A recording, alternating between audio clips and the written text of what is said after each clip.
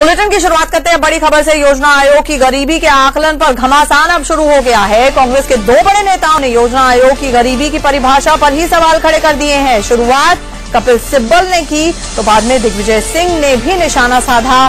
सिब्बल ने कहा कि 5 लोगों का परिवार 5,000 रुपए में महीने भर गुजारा नहीं कर सकता है। सिब्बल ने कहा कि गरीबी की परिभाषा में कुछ न कुछ गलत जरूर है। वहीं दिग्विजय सिंह ने कहा कि गरीबी रेखा के आकलन पर योजना आयोग का मापदंड समझ से परे है। आपको बता दें कि योजना आयोग ने कहा है कि अगर कोई शहरी परिवार की कमाई 5,000 रुपए महीना है तो वो गरीब नहीं है।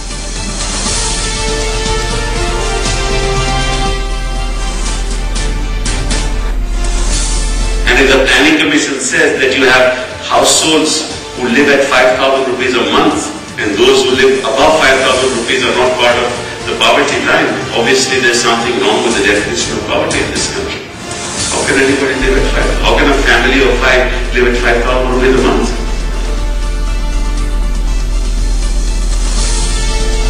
तो कपिल सिब्बल, कानून मंत्री कपिल सिब्बल ने सबसे पहले निशाना साधा है मोंटेक सिंह आलूवालिया पर, जो कि उपाध्यक्ष है योजना आयोग पर, कि ये जो आंकड़े निकाले गए हैं दरअसल इनका कोई आधार नहीं है और कहना मुश्किल है कि आखिरकार 5 लोगों का परिवार 5,000 रुपए पर कैसे सरवाइव कर सकता है, महीना भर कैसे काट सकता है। उसके बाद दिग्विजय सिंह की अब टिप्पणी आई है कि कुछ ना कुछ गलत जरूर है और गरीबी की परिभाषा गलत है। तो गरीबी पर घमासान लगातार जारी है। आपको सुनवाते हैं क्या कहा है दिग्विजय सिंह ने।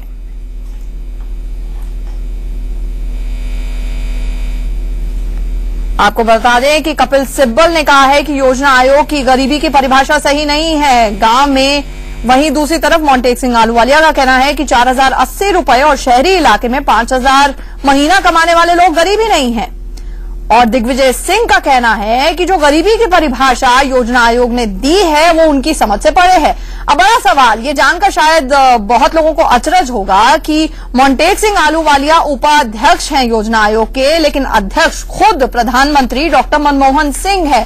बीजेपी लगातार निशाना साधती आई है प्रधानमंत्री पर यह कहते हुए कि वो अर्थशास्त्री नहीं अनर्थशास्त्री हैं। ऐसे में दो बड़े लोगों का सामने आना, दो बड़े दिग्गज कांग्रेसी नेताओं का सामने आना, क्या ये कांग्रेस के रणनीतिकारों की एक तरह से देखा जाए तो कवायद है कि कांग्रेस ही इस योजना आयोग के आंकड़ों पर सवाल उठाए, या फिर अब जिस तरह से बीजेपी की प्रतिक्रिया आ रही है कि योजना आयोग के तो अध्यक्ष ही मनमोहन सिंह हैं, तो ये सवाल क्या मनमोहन सिंह पर नहीं उठाए जा रहे? और जो बड़ी खबर आ रही है आपको बताना चाहेंगे, बीजेपी नेता शाहनवाज हुसैन ने दिग्विजय सिंह और सिब्बल पर चुटकी ली है। शाहनवाज हुसैन ने कहा है कि दोनों योजना आयोग के आकलन से सहमत नहीं है, लेकिन दोनों भूल गए हैं कि योजना आयोग के अध्यक्ष तो खुद प्रधानमंत्री ही होते हैं।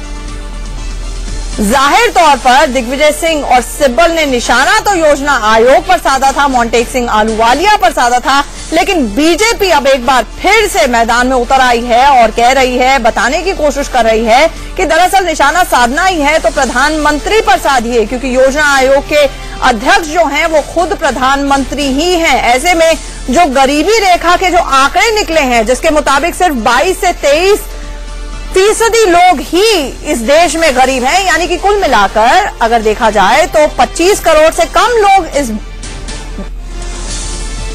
गरीब हैं।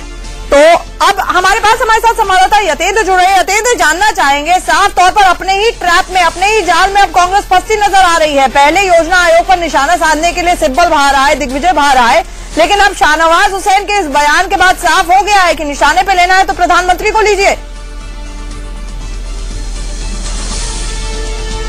यतेंद्र, जानना चाहेंगे कि साफ तौर पर जो डाइवर्ट कर दिया अटेंशन बीजेपी ने, शाहनवाज हुसैन का इस तरह का बयान का आना कि दिग्विजय सिंह और कपिल सिब्बल सिर्फ निशाना साधने की कोशिश कर रहे हैं, लेकिन निशाना गलत जगह साध रहे हैं। अगर निशाना साधना चाहिए तो प्रधानमंत्री पर साधें। देखिए, बिल्कुल एक तरह से देखा जाए शहनवाज ने निशाना साधा है, वो सीधा कपिल सिब्बल और चिदम्बरम के ऊपर साधा है, क्योंकि अपनी एक रणनीति होती है हर पार्टी की और उनको पता है कि वो क्या कहने। लगता है हमारा संपर्क यतेंद्र से टूट गया है, हम उनके पास जाने की कोशिश करेंगे। हमारे साथ मिथिलेश जुड़ रहे हैं।